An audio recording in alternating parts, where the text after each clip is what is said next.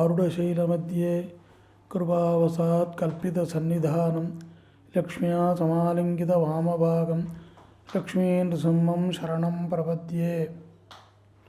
நம்மளுடைய சனாதன தர்மத்தில் நிறையா விரதங்கள் இதில் நியமங்கள் எல்லாம் சொல்லியிருக்காள். இந்த சனாதன தர்மங்கிறது என்னன்னு கேட்டால், நம்மளுடைய அது பெரியோர்கள் நடந்து வந்த வழியில் அதுபடி நாம் நடக்கிறது. அதில் என்ன சொல்லப்பட்டதோ முனிவர்களாலேயும் மகரிஷிகள்னாலேயும் சொல்லப்பட்டதை நாம் அனுஷ்டிச்சு வரணும். அதனால் நமக்கு நல்லது தான் ஏற்படுங்கிறது அந்த இதில் சொல்லப்பட்டிருக்கு.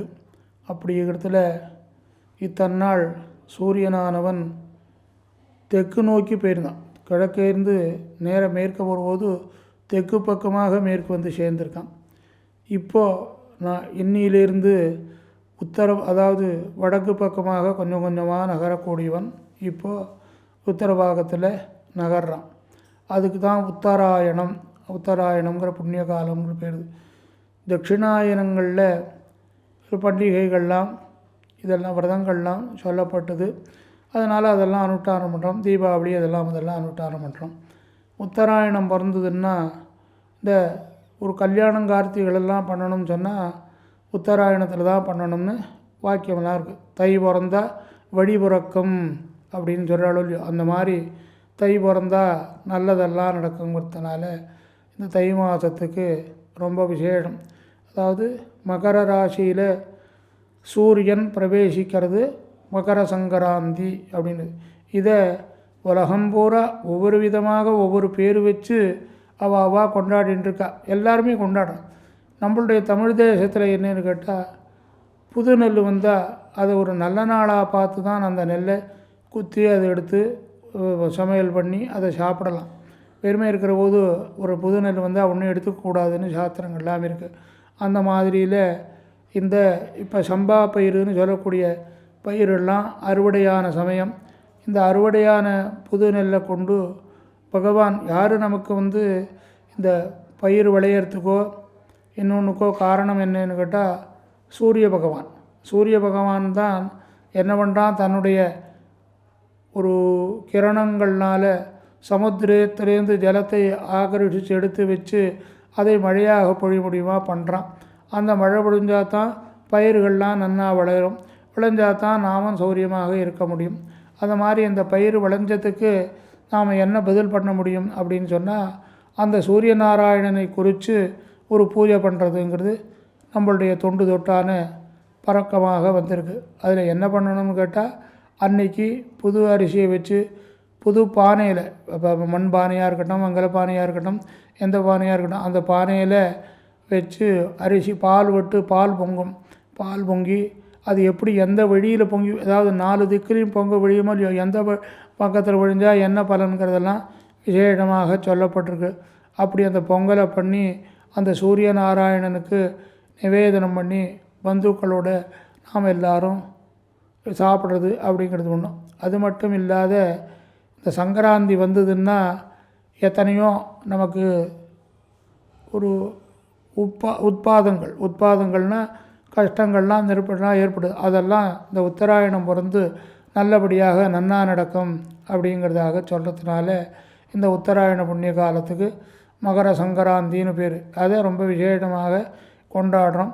அதோடு இல்லாத இப்போ இருக்கிறதுல தமிழர் திருநாள்னு சொல்கிறோம். தமிழர் திருநாள் இல்லை, பொதுவாகவே எல்லாருக்கும் இது உள்ள திருநாள். தமிழர்கள் மட்டும் இல்லை, உலகத்தில் உள்ள எல்லா ஊர்கள்லேயும் அதுவும் கூட விதேசங்கள்லாம் கூடவும் இதுக்கு ஒரு பேரை வச்சு மகர சங்கராந்தின்னு கொண்டாடுறான். எல்லோரும் கொண்டாடுறதுக்கு இருக்குது. அந்த மாதிரிலே அன்றைக்கி சங்கராந்தி. மறுநாள் இன்றைக்கி சூரிய பகவானை உத்தேசித்து எல்லாத்தையும் பண்ண வேண்டியது இந்த பொங்கல் சங்கராந்தி அன்றைக்கி. மறுநாள் மாட்டுப்பொங்கல் கணுப்பொங்கல்னு சொல்கிறோம். அந்த மாட்டுப்பொங்கல்னு என்ன சொன்னால், நமக்கு உடறத்துக்கோ இன்னொன்று மட்டத்துக்கோ மாடு வேணும். அவசியம் மாடு இருந்ததுன்னா நமக்கு எல்லா விதத்துலேயும் அது சௌரியமாக இருக்கணும். மாடு இருந்ததுன்னா அதனுடைய சாணமானது உரமாகும், பாலானது பால் தயிர் நெய் எல்லாம் வரும். அந்த மாதிரி இந்த மாடு நமக்கு எல்லாத்தையும் கொடுத்துருக்கு. அது என்னத்தை சாப்பிடுது, நாம் தூக்கி எறியக்கூடிய, அதாவது வளர்ந்து பயிர் வளர்ந்ததுக்கப்புறம் நெல் எடுத்துகிட்டு இந்த இப்போ இதை போடுறோமே வைக்கலை, அந்த வைக்கலை சாப்பிட்டுட்டு நமக்கு எல்லாத்தையும் நல்லது கொடுக்குறது. அதனால் அவனுக்கு அந்த மாட்டுக்கோசரம் பூஜை பண்ணி அதெல்லாம் பண்ணணும். சாஸ்திரங்களுக்கு கோபூஜை, ஏன்னா பசுமாட்டுக்கு பூஜை பண்ணினா 30 கோடி தேவதைகளுக்கும் பூஜை பண்ணினதாக இருக்குது. ஏன்னா பசுமனுடைய உடம்பில் எல்லா தேவதைகளும் இருக்குது அப்படிங்கிறதாக அந்த சாஸ்திரங்களில் சொல்லப்பட்டது. அதனால் அன்றைக்கி பூஜை பண்ணுறோம். அப்புறம் மறுநாள் காணு பொங்கல் அப்படின்னு ஒன்று சொல்கிறோம். காணு பொங்கல்னால் ஸ்திரீகளுக்கெல்லாம் கல்யாணம் ஆகாத பொண்களுக்கெல்லாம் அந்த காவேரி தாயை பிரார்த்திச்சோம்னா இந்த உத்தராயணம் பிறந்த உடனேயே நல்லபடியாக கல்யாணங்கள் ஆகும் அப்படிங்கிறதுக்கோசரம் அந்த பொங்கலை பண்ணுறதுன்னு இருக்குது. அந்த மாதிரியில் நம்மளுடைய சனாதன தர்மத்தில் இது மாதிரி பல விரதங்கள்லாம் சொல்லப்பட்டிருக்கு. அந்த சனாதன தர்மம் என்கிறதுன்னு கேட்டால் எல்லாரும் நன்னா இருக்கணும். அதாவது நான் மட்டும் நன்னா இருக்கணும்னு நாம் நினைக்கல. உலகம் பூரா நன்னா இருக்கணும். உலகத்தில் இருக்கிற இப்போ பசுமாடு, அதாவது பிராமணேபியா சுபமஸ்து நித்தியம்னு எல்லாரும் சௌரியமாக இருக்கணும். சௌரியமாக இருந்தால் தான் பசுமாடு என்ன பண்ணோம், அதுக்கு எதுவும் தன்னால் பிரயோஜனம் இல்லை. அந்த மாதிரி ஒரு நல்லவன் ஒரு காரியம் பண்ணினானா அது அவனுக்கோசரம் இல்லை, உலகத்தில் இருக்க எல்லா ஜீவன்களுக்கும் சௌரியம் ஏற்படுங்கிறதுக்கோசரம் பண்ணுறான். அப்பேற்பட்ட இந்த சங்கராந்தி, அதாவது தை பொங்கல் நாள் ரொம்ப விசேஷமானது. அதை வருடம் இந்த நம்ம பொதிகை டிவியில் எடுத்து சொல்கிறான். நல்ல காரியங்களை எப்படியாவது பிரச்சாரம் பண்ணணும் அப்படிங்கிறதான் நாம் சொல்லிகிட்டு இருக்கோம். அதுக்கு தகுந்த மாதிரி அவள் பிரச்சாரமாக இதை எல்லாத்தையும் சொல்லி எல்லாருக்கும் போய் சேரும் இல்லையா. ஒரு நாளில் ஒரு விசேஷத்தை சொன்னால் ஒருத்தர் சொன்னால் ஒரு 10 பேர் கேட்கல, இது பார்க்குறவாள் எல்லாருக்கும் அது புரியும். அந்த மாதிரி இந்த சங்கராந்தியில் நாம் எல்லாரும் வைமனஸ்யெல்லாம் ஒருத்தர் கோபதாபங்களெல்லாம் விட்டு நல்லபடியாக சந்தோஷமாக இருக்க முடியுமாகத்தான் இந்த திருநாளை கொண்டாட சொல்லியிருக்கு. அது மாதிரி எல்லாருக்கும் எல்லா நல்லதுகளும் ஏற்பட்டு சகல க்ஷேமங்களும் ஏற்பட்டு சௌரியமாக அந்யோன்யமாக விரோதம் இல்லாத எல்லாரும் இருக்க முடியுமாக மங்களாசாசனம் பண்ணுறோம். நாராயண.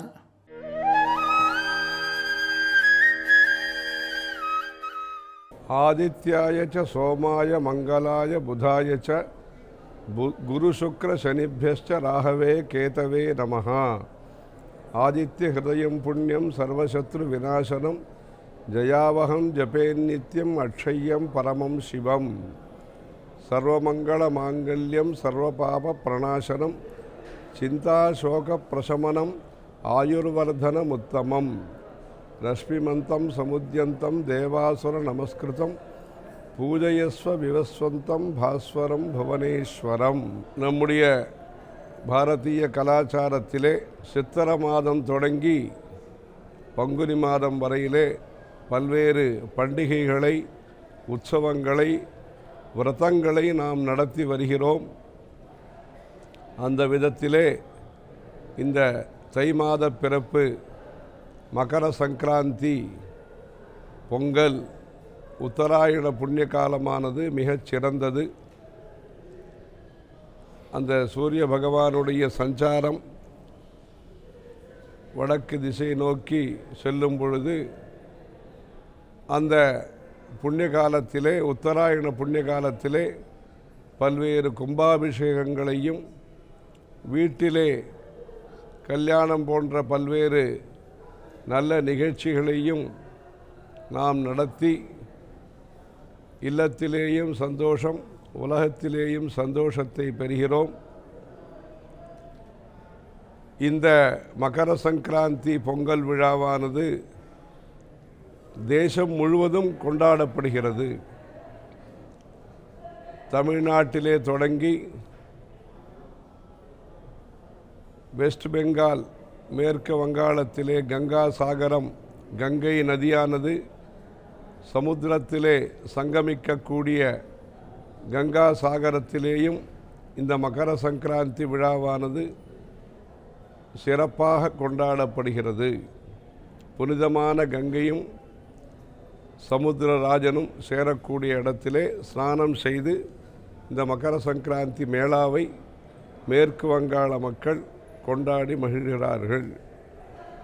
அதேபோன்று அஸ்ஸாம் பிராக்ஜோதிஷபுரம் என்கிற அஸ்ஸாமிலேயும் அம்மனுடைய சக்தி பீடம் காமாக்யா அமைந்திருக்கக்கூடிய அந்த பகுதியிலே இந்த பிஹு இந்த மகர சங்கராந்தி விழா நடைபெறுகிறது. அதையும் தாண்டி அருணாச்சல பிரதேசத்திலே சூரியன் அந்த உதயம் காலையிலே வருகிறது. அந்த இடத்திலே பரசுராம் குண்ட் லோஹிதா நதி கரையிலே மகர சங்கராந்தி விழா சிறப்பாக நடைபெறுகிறது. தமிழ்நாட்டிலிருந்து பல வருஷங்களாக நம்முடைய பக்தர்கள் அங்கு சென்று பாராயணம், ஹோமம், பல்வேறு கலாச்சார நிகழ்ச்சிகளை நடத்தி அந்த மகர சங்கராந்தி விழாவிலே லோஹிதா நதிக்கரையிலே இந்த நிகழ்ச்சியிலே பங்கு பெறுகிறார்கள். நேபாள நாட்டிலேயும் இந்த மகர சங்கராந்தி பொங்கல் விழா சிறப்பாக நடைபெற்று வருகிறது. ஆகவே இந்த சனாதன தர்மத்திலே, நம்முடைய பிராச்சீனமான இந்திய கலாச்சாரத்திலே மிகவும் போற்றத்தக்க பண்டிகையாக, வளர்ச்சியின் பலனின் அறிகுறியாக இந்த பொங்கல் விழா கருதப்படுகிறது. அறுவடை விழாவாக இந்த பொங்கல் விழா அமைந்திருக்கிறது.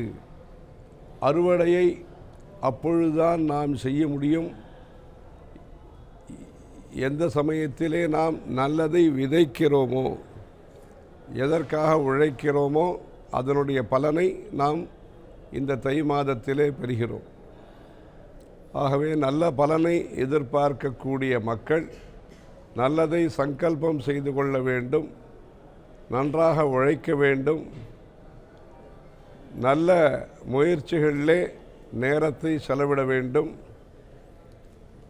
வாழ்க்கையிலே நல்ல பலனை, ஞானத்தை, சுபிட்சத்தை, சாந்தியை நாம் அறுவடை செய்ய நினைக்கும் பொழுது அதற்கான முயற்சியும் நல்ல விதத்திலே அமைய வேண்டும். அது முன்கூட்டியே அமைய வேண்டும். அதற்காக மக்கள் தினசரி இறைவனை பூஜிக்கக்கூடிய பழக்க வழக்கத்தை ஏற்படுத்தி கொள்ள வேண்டும்.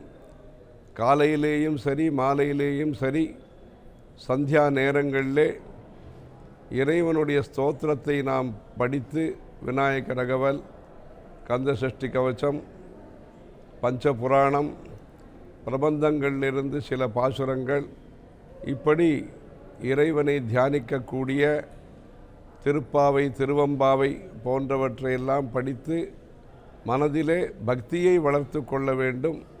நல்ல எண்ணங்களை நாம் வளர்த்து கொள்ள வேண்டும்.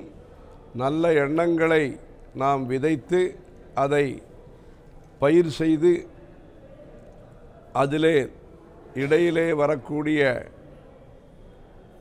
இடையூறுகளை நீக்கி, களைகளை நீக்கி அந்த பயிரை வளர்க்கும் பொழுது தானியங்கள் உற்பத்தியாகின்றன. அந்த தானியம் வரும் வரையிலே இந்த நடவு, களையெடுப்பு எல்லாம் தேவைப்படுகிறது, விதைத்தல் எல்லாம் தேவைப்படுகிறது.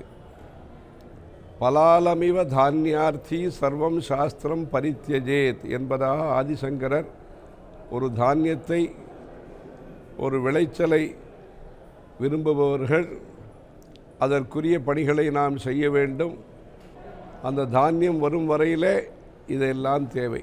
அதுபோன்று ஞானம் வரும் வரையிலே நமக்குரிய கடமைகளை, தனி மனிதனுடைய கடமைகளை, உலகத்திற்கான கடமைகளை நாம் செய்ய வேண்டும் என்று விவேக சூடாமணியிலே தெரிவிக்கிறார். அப்படிப்பட்ட இந்த பொங்கல் விழாவானது அந்த சூரிய ஒளியுடன் நமக்கெல்லாம் நல்ல ஆரோக்கியத்தை,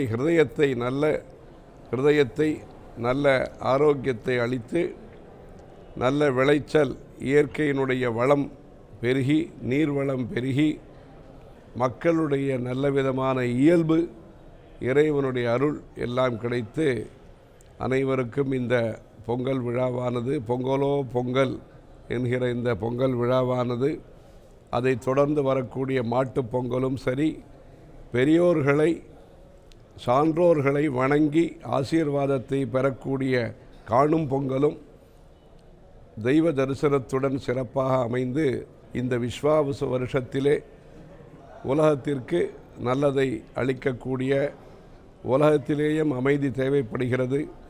ஆகவே இந்த உலகத்திலே அமைதி, நன்மை கிடைத்து இந்தியாவும் நம்முடைய தமிழ்நாடும் சிறந்த பொருளாதாரத்திலேயும் சரி, அருளும் பொருளும் சேர்ந்து வளரக்கூடிய பிரதேசமாக வளர்வதற்கு அழகான காஞ்சியில் புகழாக வாழ்ந்திடும் அன்னை காமாட்சி உமையை என்கிற காமாட்சி அம்மனுடைய அருளை, குரு பரம்பரையினுடைய அருளை பிரார்த்திக்கிறோம்.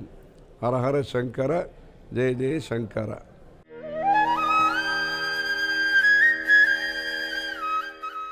தை முதல் திருநாள், பொங்கல் திருநாள். எப்போதும் தை முதல் திருநாள், பொங்கல் திருநாள் நமக்கு மகிழ்ச்சியின் திருநாள். ஏனென்றால் அதுதான் உழைப்பின் வெற்றிக்கு, வேர்வைக்கு வெகுமதி கொடுக்கின்ற நல்ல திருநாள். போகி பண்டிகை என்று பார்க்கிறோம். வீட்டின் ஆகாத பொருள்களை, குப்பை கூலங்களை தூர எறிகிறோம். ஆனால் நம்முடைய இதயத்து குப்பைகளை தூர எறிய வேண்டும். ஏன் ஆண்டுதோறும் இதை நாம் சிந்திக்கிறோம்? நாம் நாள்தோறும் குளிக்கின்றோம், நாள்தோறும் உடலை தூய்மை செய்கிறோம், நாள்தோறும் உள்ளத்தையும் தூய்மை செய்ய வேண்டும் அல்லவா? அதற்குத்தான் ஆசை, கோபம், பொறாமை என்ற தீய குணங்களை விரட்டிவிட்டு அன்பு, நட்பு, சகோதரத்துவம், நல்லிணக்கத்தை இதயத்துக்குள் ஏற்ற வேண்டும். பாருங்கள், ஒரு முதலாளி அம்மா அவங்க வீட்டில் திருநாள் வருது, கொண்டாடுறாங்க. அதுக்காக வேலை பார்க்குற பெண்ணுக்கு புடவை கடைக்கு போய் புடவை கேட்குறாங்க. புடவை கடையில் கேட்குறப்ப அவங்க போட்ட நிபந்தனை, எங்க இருக்கிறதுலையே குறைவான விலையில் ஒரு புடவை கொடுங்கன்னாங்க. என்னங்க இவ்வளோ பெரிய முதலாளி நீங்கள் எனக்கு இல்லைங்க, என் வீட்டு வேலைக்காரிக்கு, அதனால் குறைவான விலையில் புடவை கொடுங்கண்ணா. அந்த விலைமலிவான புடையை வாங்கி முதலாளி வெளியே போகிறாங்க. அந்த முதலாளி அம்மா கொஞ்ச நேரத்தில் அவங்க வீட்டு வேலையாள் வர்றாங்க. கடைக்காற்ற வேர்வையில் நனைந்த காசுகளை கையில் மடக்கி கசக்கி இருக்கிற பணத்தாள்களை வைத்து கொண்டு அந்த ஏழை பெண் சொல்கிறா, வேலைக்கார பெண், எங்கள் முதலாளி வீட்டில் விசேஷம், முதலாளி அம்மாவுக்கு நான் ஏதாவது செய்யணும், முதலாளி அம்மாவுக்கு என் சக்திக்கு ஒரு நல்ல புடவை வாங்கி கொடுக்கலான்னு நினைக்கிறேன், இருக்கிறதுலையே விலை உசந்த புடவையை கொடுங்க எங்கள் முதலாளி அம்மாவுக்கு. பாருங்கள், முதலாளி அம்மாள் மலிவான புடவை வாங்கி போனார். வேலைக்கார பெண்ணோ தன் தகுதியை மீறி விலை உயர்ந்த புடவையை கேட்கிறாள். மனம்தான் வாழ்க்கைக்கு ஆதாரம். இந்த மனம் அன்பால் நிறைந்தால் தினந்தோறும் தினந்தோறும் பொங்கல் திருநாளாகவே இருக்கும். ஒரு குழந்தை தாயும் ஒரு விழாக்கு போகிறாங்க. 5 நட்சத்திர ஹோட்டலில் தங்கியிருக்காங்க. அந்த விழாவில் 5 நட்சத்திர ஹோட்டலில் தங்குறப்ப குழந்தை அழுதுச்சு. பால் கேட்டாங்க. Star hotel. அந்த ரிசப்ஷனிஸ்ட் சொன்னார், ஒரு கப் பால் 200 ரூபாங்கன்னார். ஓகே கொடுங்க அப்படின்ட்டாங்க. 200 ரூபாய்க்கு குழந்தைக்கு பால் வாங்கி கொடுத்துட்டு அடுத்து பயணம் பண்ணுறாங்க. போகிற வழி பெரிய கிராமப்பாதை, எங்கேயும் கடைகள் இல்லை. நீண்ட நேர பயணத்தில் குழந்தை அழ ஆரம்பிச்சிச்சு. ஒரு கிராமத்து பெட்டிக்கடை, தேநீர் கடை இருக்குது, அங்கே போய் பால் இருக்கான்னு கேட்டாங்க. இருக்குங்க, நல்ல சுத்தமான பசும்பால் இருக்குது, இந்த குழந்தைக்கு ஒரு கப் பால் தாங்கன்னாங்க. கொடுத்துட்டார் கடைக்காரர். இப்போ அந்த அம்மா எவ்வளோ பணம்னாங்க. எங்கம்மா, நாங்கள் குழந்தைக்கு பால் கொடுக்கறதுக்கெல்லாம் பணம் வாங்குறது இல்லை. அதோடு அவர் என்ன சொன்னார், இன்னும் நீங்கள் ரொம்ப தூரம் போகணும், உங்கள் ஃப்ளாஸ்கில் இன்னும் ஒரு கப்பு பால் வாங்கி வச்சுக்கோங்க, அதையும் நாங்கள் குழந்தைக்காக கொடுக்குறோம்.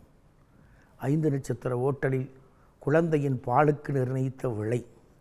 ஆனால் அதே நேரத்தில் தெருமுக்கு கிராமப்புறத்து தேநீர் கடையில் பச்சிலம் குழந்தையின் பாலுக்கு விலையில்லை என்று சொன்ன, விலையில்லா பால் தந்த அந்த பெட்டி கடைக்காரன். யார் உயர்ந்தவர்கள் தீர்மானியுங்கள். நம் மனம் அன்பு வயப்பட்டால் தித்திக்கும் பொங்கல் திருநாள், தேனினும் இனிய பொங்கல் திருநாள் எந்நாளும் மணக்கும். சக்கரை பொங்கலை பரிமாறணும், லேசாக உப்பு கரிக்குது, அது வெள்ளத்தின் உப்பு கரிப்புத்தான். ஆனால் நமக்கு என்ன சிந்தனை தோன்றுகிறது என்றால், அது ஏழை விவசாயியின் வேர்வை துளியாய்த்தான் நாம் உணர்கிறோம். தங்க கடைக்கு போவோம், தங்க நகைக்கடையில் கொடுக்குற விலையை அங்கே என்ன விலை சொல்கிறாங்களோ அதில் ₹1 கூட குறைக்க மாட்டாங்க. ஆனால் காம்ப்ளிமெண்ட் பொருள் கிடைக்கும். ஜவுளி கடைக்கு போவோம், அங்கும் நம்ம வாங்குகிற புடவைக்கு, வேஷ்டிக்கு, துணிமணிக்கு என்ன விலையோ அதுதான், அதில் ₹1 கூட குறைக்க முடியாது. ஆனால் வீட்டுக்கு வருவோம், வீட்டு வாசலில் தலையில் சுமந்துக்கிட்டு வெயிலையும் மழையிலையும் கீரைக்கட்டை சுமந்து வருகிற ஒரு வயது முதிர்ந்த மூதாட்டி வீட்டு வாசலில் நின்று கீரை வாங்கன்னு கூப்பிடுவாங்க. போய் கீரை வாங்கும்போது நம்ம பேரம் பேசுவோம். 3 கட்டு ₹2 அந்த பாட்டி சொன்னால் 4 கொடு ₹2ன்னு கேட்போம். தங்க நகைக்கடையில் பேரம் பேசாத நாம், ஜவுளிக்கடையில் பேரம் பேசாத நாம், வீட்டு வாசலில் விற்கிற ஏழை கிழவியிடம் உழைப்பையே வேர்வையாய் சிந்துகிற வயது முதிர்ந்த கிழவியிடம் பேரம் பேசுகிறோம். இதைத்தான் நம்ம எண்ணி பார்க்க வேண்டும். உழவர் வாழ்க்கை, விவசாய வாழ்க்கை, அவர்களது உழைப்புக்குரிய விலையை அவர்கள் நிர்ணயம் செய்ய முடியல. தெருமுக்கில் ஒரு தேநீர் கடை திடீர்னு தோணும். கையில் காசு இருக்காது, கடனுக்கு வாங்கிய சரக்கில் அந்த தேநீர் கடைக்காரர் கடையை தொடங்குவார். அந்த தேநீருக்கும் சிற்றுண்டிக்கும் அவர் தான் விலை சொல்லுவார். தங்க நகைக்கடையிலிருந்து தேநீர் கடை வரை விலை நிர்ணயம் செய்கிற உரிமை உற்பத்தியாளருக்கு, அந்த நிறுவனத்தை மேலாண்மை செய்பவருக்கு இருக்குது. அந்தோ பரிதாபம். என் உழைக்கும் உழவு தோழன், விவசாய தோழன் இரத்தத்தை வேர்வையாக்கி விளைகிற விளைபொருளுக்கு ஒருபோதும் அவன் விலையை நிர்ணயம் செய்ய முடியவில்லை. அந்த நிலை மாறுகிற போதுதான் தித்திக்கும் சர்க்கரை பொங்கல் முழுமையாய் நமக்கு இனிமையை தரும். முழுக்க மண் சார்ந்த வாழ்வினுடைய மகிழ்ச்சி தான் பொங்கல் திருநாள். உழைப்பு சார்ந்த வாழ்வின் ஆனந்தம்தான் பொங்கல் திருநாள். தை முதல் திருநாளிலிருந்து போக்க வேண்டியதை முதல் நாள் போக்கி, ஆக வேண்டியதை இனிக்கும் வாழ்வை மலரச் செய்வதற்கான பாதையில் தை முதல் திருநாள் தொடங்கி அந்த ஆண்டு முழுவதும் வாழ்வு இனிமையாக அமைய, அத்தோடு மட்டுமல்லாமல் அந்த விவசாய வாழ்வில் நமக்கு உறுதுணையாக இருக்கிற மாடுகளுக்கும் விழா, மாட்டுப்பொங்கல்.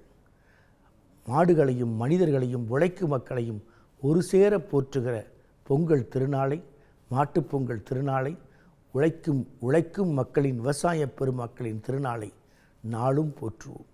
எல்லோரும் இனிமையாய் வாழ்கிற நாளை நோக்கி நாம் பயணம் செய்வோம். தை முதல் திருநாள் மகிழ்ச்சியின் திருநாள் மட்டுமல்ல, மற்றவர்களையும் மகிழ்விக்கும் திருநாள். அனைவருக்கும் இனிய பொங்கல் திருநாள் நல்வாழ்த்துக்கள்.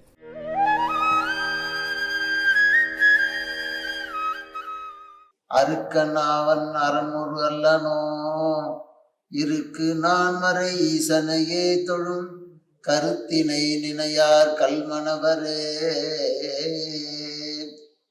எல்லாம் வல்ல செந்தமிழ் சொக்கநாத பெருமானுடைய திருவல்லையும் தர்மயாதின குருமணிகளினுடைய குருவல்லையும் சிந்திக்கின்றோம். இன்றைய நாள் ஒரு நன்னாள். நம்முடைய பண்பாட்டிலே உத்தராயணம் புண்ணிய காலம் இன்றைய நாள் தொடங்கி ஆனி மாதம் வரை நடைபெறுகிறது. ஆடி மாதம் தொடங்கி மார்கழி மாதம் ஈராக தட்சிணாயன புண்ணிய காலமாக கருதப்படுகிறது. ஆனால் ஒரு வருடத்தை 2 அயனங்களாக பிரிப்பார்கள். ஒரு மாதத்தை 2 பட்சங்களாக பிரிப்பார்கள். சுக்லபட்சம், கிருஷ்ணபட்சம் என்று. ஒரு நாளை 2 பொழுதுகளாக பிரிப்பார்கள், பகல் இரவு என்று. இந்த 2 அயனங்களில் 12 மாதத்தில் 2 மாதங்களாக 6 ருதுக்களாக பிரிக்கப்படுகிறது. இதிலே ஒரு நாளை 6 பொழுதுகளாக, சிறு பொழுதுகளாக சங்க இலக்கியங்கள் காட்டுகிறது. அதிலே சிவாலயங்கள், வைணவ ஆலயங்களில் 6 காலம் பூசை என்பது வைத்திருக்கிறார்கள். இதில் இந்த விடியற்கால பொழுது என்பது இந்த மார்கழி மாதத்தில். அதனால்தான் தேவர்கள் எல்லாரும் இந்த பூமியில் வந்து வழிபாட்டிற்கு வருகிறார்கள் என்பதனால் விடியற்காலை பொழுதை நாம் கொண்டாடுகின்றோம். இதிலே தமிழர்களுடைய விழாக்களாக தை பொங்கல் திருநாள் கொண்டாடப்படுகிறது. அதற்கு முதல் நாள் போகி பண்டிகை. போகி என்பது இந்திரனை குறிக்கும். போகி என்று சொல்கின்ற போது இந்திரனை, அதாவது அனுபவிக்கின்ற பொருளாக நமக்கு எல்லா வகையும் செல்வங்களையும் கொடுக்கின்ற தனாதிபதி என்பதனால் இந்திரனை போற்றுகின்ற நாளாக கொண்டாடப்படுகிறது. அடுத்த நாள் தை பிறந்தால் வழி பிறக்கும் என்று சொல்வார்கள். சூரியனுடைய கதிரை வாங்கிதான் சந்திரன் இந்த பயிர்கள் எல்லாம் தழைப்பதற்கு அவனுடைய தன்னருள் வேண்டியதாக இருக்கிறது. அதனால் சந்திரனை சஸ்யாதிபதி என்று சொல்வார்கள். ஆகினால் இந்த காலத்திலே விளைகின்ற நெல்லுகளை அறுவடை செய்து குத்தி அரிசியாக்கி புதுப்பானையில் அவற்றை இட்டு பொங்கி பாலினை விட்டு அது கொதித்து பொங்கி வருகின்ற போது பொங்கலோ பொங்கல் என்று மகிழ்ச்சியோடு அந்த பொங்கல் பானையை வைத்து பொங்குகின்ற போது அவ்வளவு ஆனந்தத்தோடு இந்த விழாக்களை கொண்டாடுகிறார்கள். அந்த பானையின் பக்கத்திலே இஞ்சி, மஞ்சள், கரும்பு இவைகளை வைத்து அந்த பொங்கிய சோற்றினை பல்லயங்களாக போட்டு சூரிய பகவானுக்கு நன்றி கடனாக வழிபாடு செய்வது பொங்கல் திருநாள். அந்த பொங்கல் திருநாள் தமிழர்கள் அறுவடை செய்வதற்கு, விவசாயம் செய்வதற்கு உழுதுண்டு வாழ்வாரே வாழ்வர் என்கின்ற வள்ளுவ வாக்கிற்கிணங்க நாட்டினுடைய அரசனுடைய செங்கோலை விட ஏறு உழவனுடைய கோல் பெரியது என்று காட்டியிருக்கிறார்கள் சங்க இலக்கியங்களிலே. ஆகையினால் இந்த உழவர்களை போற்றுகின்ற நாளாக தை பிறந்தால் வழி பிறக்கும் என்பதற்கு ஒப்ப இந்த சூரிய நாள் கொண்டாடப்படுகிறது, தை பொங்கல் என்று. அதற்கு உறுதுணையாக, விவசாயத்திற்கு உறுதுணையாக இருந்த மாடு என்றால் செல்வம் என்று ஒரு பொருள். இந்த காளை மாடுகள், பசு மாடுகள் இவைகளை ஜீவகாருண்ய ஒழுக்கத்தின்படி நாம் யாவருக்குமாம் இறைவர்க்கோர் பச்சிலை, யாவருக்குமாம் பசுவிற்கோர் வாயுரை என்று சொல்வதற்கு இணங்க பசுக்களுக்கு, அதாவது மாடுகளுக்கு விழாவாக கொண்டாடுகின்ற ஜீவகாருண்ய ஒழுக்கத்தை நம்முடைய மரபுகளிலே கொண்டாடப்பட்டிருக்கிறது. அதோட லட்சுமி அதனுடைய கருவறையிலையும் தங்கி இருப்பதனால் லட்சுமி வழிபாடாகவும் நாம் நாட்டிற்கு 33 கோடி தேவர்களும் அதில் இருக்கின்றார்கள். நமக்கு அந்த வேதம் இறைவனுடைய வாகனமாகவும் அந்த ரிஷப வாகனமாக காளை மாடு இருக்கிறது. அதனால் அந்த மாட்டினை துன்புறுத்தாமல் அவைகளுக்கு பொங்கலிட்டு படைத்து அவர்களுக்கு ஊட்டி மகிழ்ச்சியோடு அவைகளையும் நாம் பராமரிக்கின்ற பண்பு 3வது திருநாளாக தமிழர்கள் கொண்டாடுகிறார்கள். அதுக்கு அடுத்த நாள் பெரியோரை காணுதல், பெரியோரை பேணுதல் என்கின்ற வகையிலே குருநாதர்கள், வீட்டிலே மூத்தவர்கள் இவர்களை போய் வணங்கி அவர்களுடைய சொற்களை கேட்டு நடக்க வேண்டும் என்கின்ற வகையிலே பெரியாரை காணுதல் என்பதனால் அதற்கு காணும் பொங்கல் என்று சொல்வார்கள்.